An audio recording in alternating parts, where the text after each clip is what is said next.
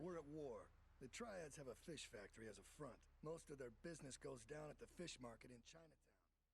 Hey guys, Adar here, and GTA, the Trilogy Remastered Definitive Edition came out last night. I picked it up at midnight. I've been playing for about 4 or 5 hours now, so I thought I'd give you a quick overview, quick first impressions video on what I'm thinking so far. You know, this game has been probably a pretty defining kind of game in my childhood, and certainly, you know, growing up, the GTA series.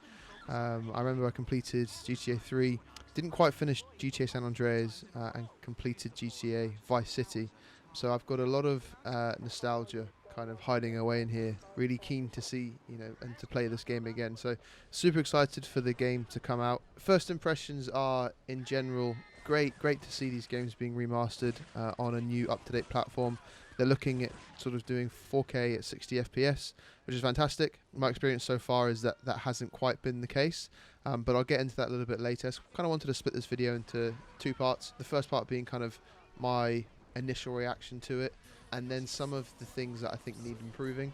So obviously this game has just been released, so we should expect some bugs, and they'll be releasing, and I think actually they already have released a day one update or patch to fix a couple of things. There's a few other things that I'd like to see fixed, and we can highlight that in a minute. So the gameplay you're watching right now is just a random video that I've taken out of you know, the single player game. It's not a defining point, and it hopefully shouldn't, for people that haven't played it yet, ruin or spoil any of the plot. I'm just doing one of the random missions, maybe 3 or 4 hours into the game, just as some background content for you guys to watch whilst I talk over it. So I'm going to be playing GTA 3, which is about 15 hours, Vice City, which is about 19 hours, and San Andreas, which I think is slightly the longest game in order. So I'll probably do a video of each of my impressions once I get to that point, but I don't want to, I'll try not to play each game, but I'm tempted to see what Vice City looks like, because I think out of the three, that's the one that was really, you know, I was most excited about. So I had a lot of expectations for this remastered definitive trilogy.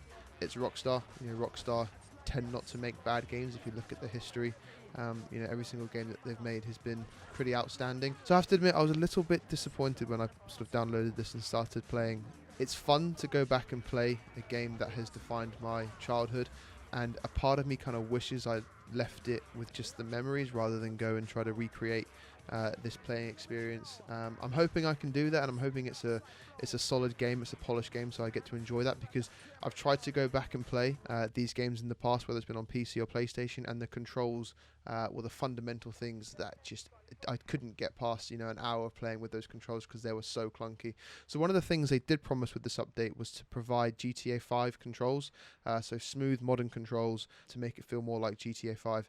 I don't think that's the case. I actually don't agree with this. A lot of the shooting is clunky. A lot of the aim on assists, you know, the aim assist for shooting characters is clunky. It fairly often locks onto NPCs, which is super frustrating. It's not terrible, it's definitely playable, but it's not quite the GTA 5 controls that they had promised. So a little bit disappointed with that.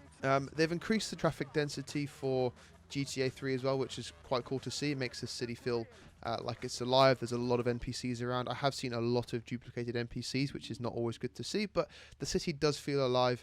You know, GTA 3 was traditionally a very dark game, and you know, the way that they've kind of lightened up is quite nice, but there are certain parts of the map which are super dark, especially at night time, and when it's raining it's almost impossible to see. So the traffic, it can get in the way of missions. It's cool to see it kind of make the game more lively, but it can kind of get in the way, and it does make driving somewhat difficult sometimes. So far I've found several bugs. Game has crashed I think 3 or 4 times in the 5 hours that I've put in. Again, I don't want to say I expect it, but it's kind of the thing these days. You know, they release the game and then 24 hours, 40 hours later, there tends to be a patch which fixes some of those things. I'm hoping that's the case.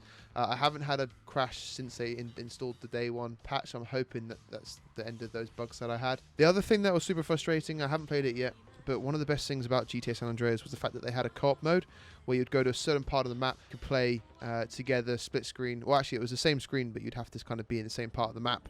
You'd effectively, I think it was either wiggle the stick or press certain buttons on the other controller that would bring the other player in. Apparently, they've taken that out. I doubt they're going to add that back in again, but that was such a cool feature. Just when your friends came over, you could hop in together and just go drive-by shit. Super fun, super frustrating that they've got rid of that. I mentioned the aim assist as well. little bit disappointing. I hope that is, one of the things they focus on improving. The other thing that's fairly disappointing, and this video sounds kind of negative, I'm just kind of highlighting the things that I think need improving, was the vocal dialogue in GTA 3 in particular. I haven't quite seen it for the other games yet. It's awful. It's so compressed. It's a really low bit rate. It actually feels worse than what this traditional game was. Saying that, the radio sounds awesome. That is fairly good quality. I haven't noticed any songs taken out of GTA 3 yet, but apparently there's a bunch of songs that have been taken out of San Andreas and Vice City, so hopefully they haven't taken too much out of it, but it's understandable because of copyright. These games came out 20 years ago. I'm sure those copyright expired, so maybe we won't see those songs back in the game. But overall, in general, having a lot of fun playing it. For me at the minute, it's a lot of nostalgia that I've missed out on. It's a lot of fun. I'm going to keep playing it. I'm going to see if I can get through the game. I'm sure there'll be some updates and patches coming soon. It's important to remember this game. It literally came out. I did want to mention something on the pricing as well. I think £54.99 UK pounds is fairly expensive. What does that work out as? Like 18, 19 pounds per game. I think they should have put it at about maybe 35 to 40 pounds for the 3 games. A little bit steep, but it's Rockstar. They do make good games, so I'm hoping that this is the start of what is going to be an improved game, and in a week's, 2 weeks, 3 weeks time, we have a super polished game, and everyone's enjoying it. So, just want to give you my quick first impressions. Still enjoying the game. As I said, I'm only a couple of hours in now, maybe 5 hours in, so I've got another 10 hours left to go. I'll maybe make another video in a couple of hours gameplay time to see where we're at and see if anything's improved. But if you've picked this game up, let me know. Hope you're enjoying it, and I'll catch you guys soon.